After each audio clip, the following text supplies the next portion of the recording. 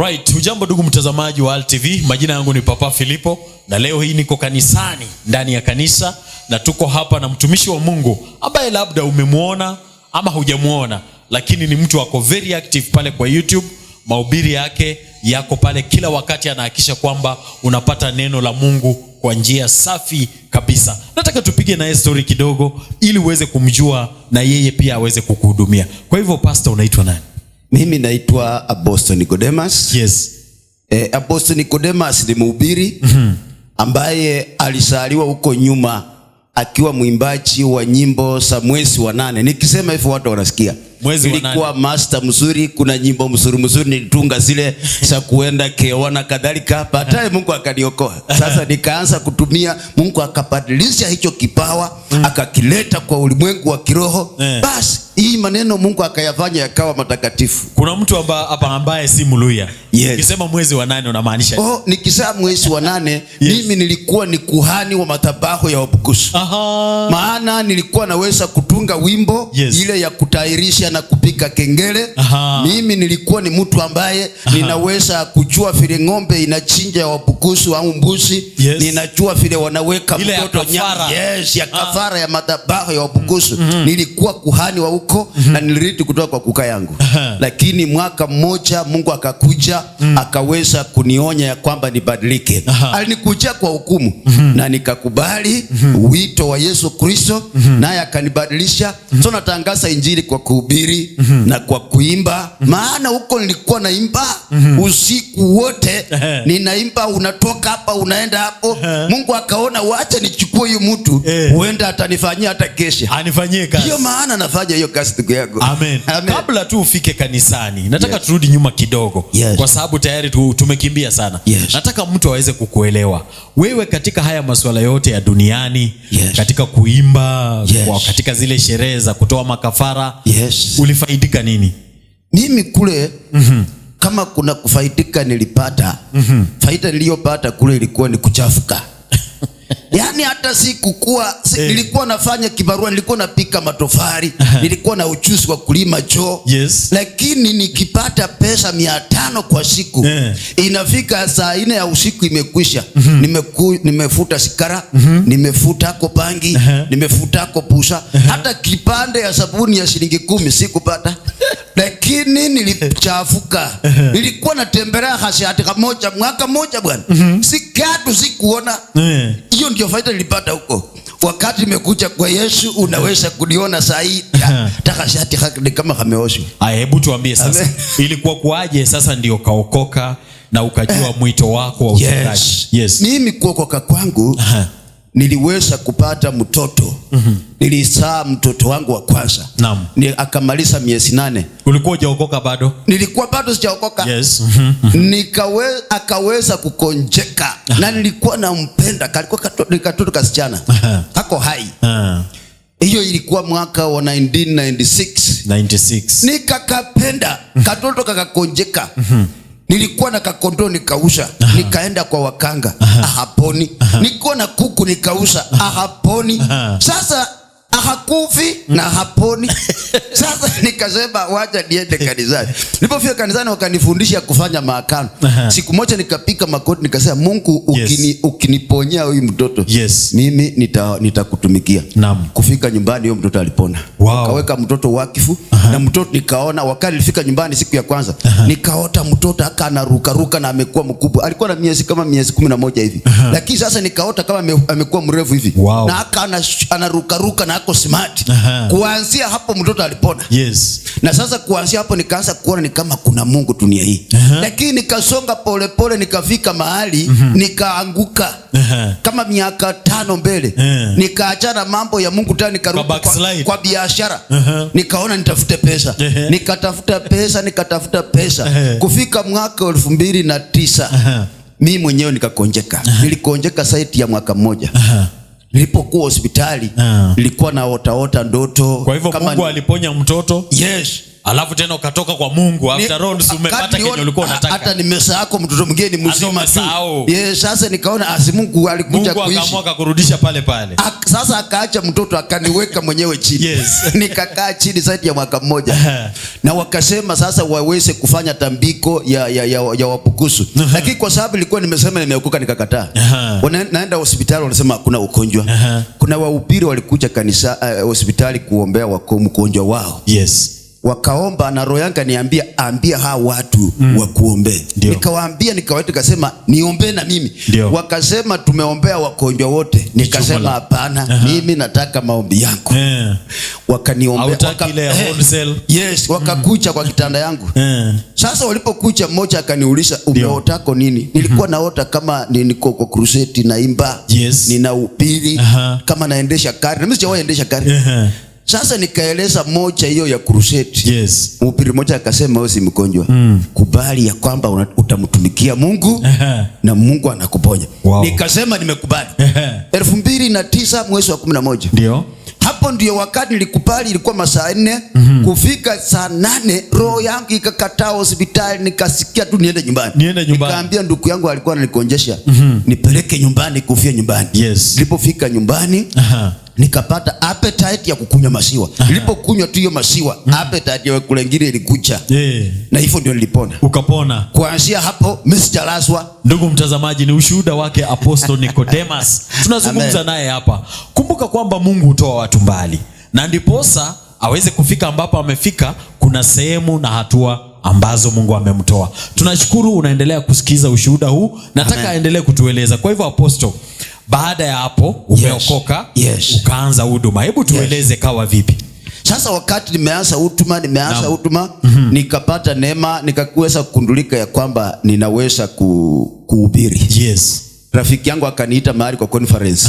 Niende kule. Nilipofika kule conference ile ilikuwa inatoka wenye wanasimamia kwa wanatoka South Africa. Wow. Wasungu kama 4 hivi. Ndio walikuwa wafadhili wa hiyo conference. Yes. Sasa siku ya mwisho ya conference, mmoja akaambia huyo rafiki yangu mwenye alinialika, maana alikuwa host, akasema nataka niombee huyo ndugu. Yes. Na akanichukua akaenda akaniombea, akanipaka mafuta na akasema utahubiri. Akakupaka mafuta. Lakini sielewi hata chejaka anafanya. Wewe unaona tu anakupaka mafuta. Yes, kuanzia pale nilipokuja nyumbani, sasa nikaanza kuwa niko na moyo wa kuhubiri. Yes. But kitu ambacho nilipokea kwa hiyo mafuta, nikakuwa na hamu ya kusoma Biblia. Wow. Nikapenda tu kusoma Biblia.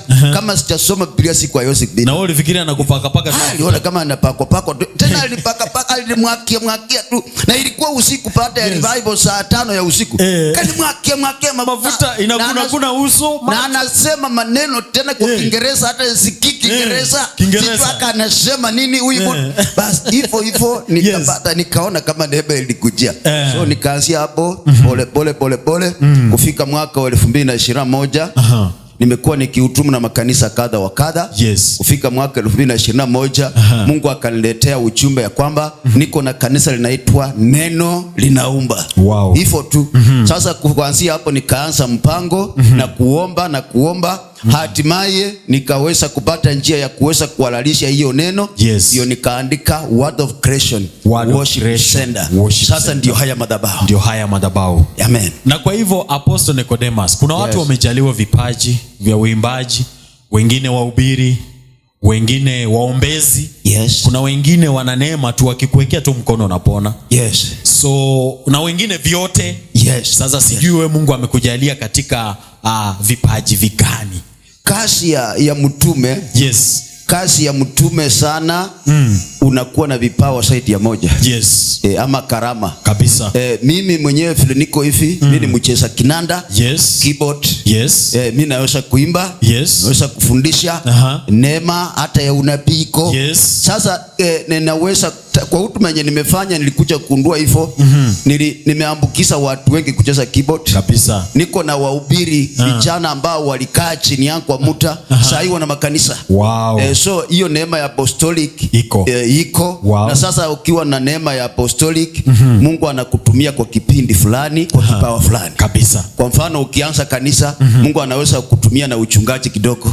Basi wakati anaandaa mchungaji akuje. Basi wanaweza kupe yako kidogo unabii. ili uambukishe nabii ili apate kazi. Hivyo sasa, hivyo ndio mambo ya apostolic inafanya. Na mwingine anaweza kuwa tu nabii, mwingine akuwe tu. Sasa mambo ya apostolic ni kuwa na karama mingi. Hiyo ndio maana ya utume. Karama nyingi inakuwa ndani yako. Na sasa Mungu atakuwa amekuandaa kusalisha kabisa. Kusalisha wengine. Maana maandiko yanasema kwamba mafuno ni mengi lakini watenda kazi ni wachache. Sasa Mungu akichukua neema aweke kwako, akileta mtu mwenye hana anataka umkawie kabisa. Amen. Amen. Kuna mtu pale nje anang'ang'ana katika mambo fulani kwa maisha, labda mambo yake hayaendi. Najua kisasa wanasema mambo hayaendi. Anajaribu ili alifanyike, anajaribu biashara hakuna. Kuna mwingine labda anasikia na wito lakini hata ajielewi, bado ni mlevi pale. Kuna mwingine anasikia, kuna mwingine unaweza kutana na kuambia mimi huota ndoto niko naimba mbele ya watu wengi wamejaa, lakini nikirudi nyumbani bado niko square zero. Zungumza na mtu wa aina hiyo. Huyo mwenye ako na haya maneno umesema, hatua ya kwanza inatakiwa elewe ya kwamba alisaliwa kwa madhabahu ambayo ni ya kwao. Sasa hatua ya kwanza, ili upate sukari unaenda kwa duka kabisa, na ukitaka nyama unaenda kwa buja kabisa. Hivyo ndio madhabahu inakaa. Sasa hatua ya kwanza, aondoke atafute kanisa. Mimi nilipokuwa na mtoto mgonjwa niliondoka nikatafuta kanisa. Huko ndio mambo yalianzia. Sasa ili hata kama ulikuwa na mnakani, mimi nilikuwa muuzaji wa bangi na mfutaji wa bangi. Hata siku ya kwanza nilienda na msokoto ya bangi kwa mfuko kwa kanisa. Nilienda nayo, lakini saa hizi Mungu akaitoa. Sasa hatua ya kwanza, ondoka uende kwa nyumba ya Mungu. Mambo ya Mungu sasa inakuja na kufunuliwa. Wakati utakuwa katika nyumba ya Mungu ndio utafunuliwa. Sasa hatua ya kwanza, ondoka tu vile huko. Na hiyo pombe yako, na hiyo pangi yako, na hiyo usharati yako, na hiyo wizi yako, wewe enda nayo. Pastor, unasema watu wakuje na pombe hapa na bangi ama yenye walikunywa? Unakuja iko ndani yenye wasibebe. Wakuje na ile yenye iko ndani. Ya ndani iwezi tolewa huko nje. Wakuje nayo, Mungu ataiondolea hapa kabisa. Kwa sababu madhabahu inakaa ndani ya mtu kabisa. Mtu mwenye anafuta bangi, madhabahu ya kunywa bangi iko ndani. Sasa wakati anaingia kwa madhabahu, hii madhabahu inaanza kupikana na hiyo. Sasa kwa mtu ambao Mungu atapanga kulingana na imani yake na kujiachilia kwake, hiyo itakuwa breaked na ingine sasa hii ianze kumea ndani yake, atakuja kuwa mtu mzuri. Apostle, peana namba zako za simu pale na upeane location ya kanisa. Ili mtu anapokuhitaji anakupata vipi ili aweze kuhudumiwa na Mungu aweze kumsaidia. Namba yangu ya simu ni 0796 79 15 43 076 79 15 43. Kanisa langu liko Kimilili, hapa penye tuko ni Kimilili. Katika wilaya kaunti ya Bungoma. Ukifika tu Kimilili karibu na police station, utapata pale tuko na duka moja mfanyabiashara mkubwa Kimilili, anaitwa Risiki. Ukifika Risiki, basi ukiuliza tu kanisa la pastor ambaye ako na hoteli. Mimi ni mhubiri na mimi pia ni mzuri kwa kupika chakula ya kuuza ili nikaweze kupata sadaka, maana ipata bila sadaka pia iko. Sasa ukifika tu pale kwa Risiki utaona hoteli imeandikwa Musabibu Hotel. Ingia pale, uliza mchungaji ako wapi ama kanisa liko wapi. Utaingia kanisani, kama ni ushauri, kama ni maombi utayapata na Mungu atakubariki. Tunapomalizia, kuna mahubiri uliwahi fanya pale YouTube ya Kibukusu ya Kiluya. Na iliniguza sana. Nataka urudie tu kidogo for 1 minute. Kwa sababu najua hata wewe labda ulisahau, lakini mimi nakumbuka. Ilikuwa imewekwa title ya Kibukusu, bunga ngafu we babukusu. Bunga ngafu we babukusu. Bunga ngafu we babukusu ilimbo omuntu nahayiro mwana kubwali bwo musiku samanyangata.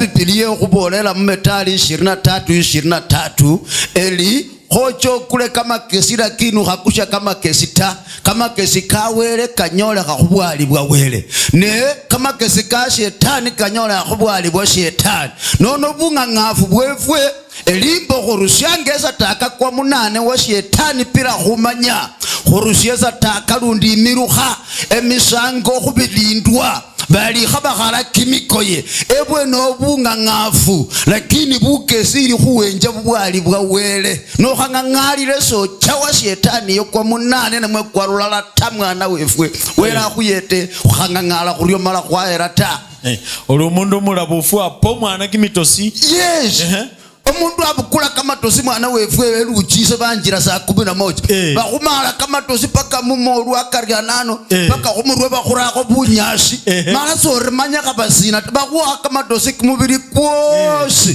babandu bakhabana babwe kamafura kang'ombe nende kakandi nefwe babukusi bakhuwa kamatosi nono kumenya wakhakakata wakhola byasara khamenya sakhamiliya tasike bakhuwa kakutosi balu mundu nekutere kumalika apa mubili ko omukhebi balanga omukhebi nomulola literange wakhebesese aberese nengira kumwaka wa 1994 lakini ndro litere lye bali ekimyaka 20 litere lile imali yangafu hata nyala ka ukhalabsa litere malo omundu mwene oyo nobona babana ndibo bakheba hata omukhebu yala ukheba hata wezi khukhala kamatere shita hata bana ubona bakhala kamatere kubikelene khumakhono kanota sokholo kwonya khwabweta kamatapa bubwali bwe bakhebi bwa bamamala lakini ne wicha khu Yesu ala khuwa kamakesi kakandi olabona akhwa kamakesi ke khukule wembe ne busa nonyozi karaso kule wembe ta.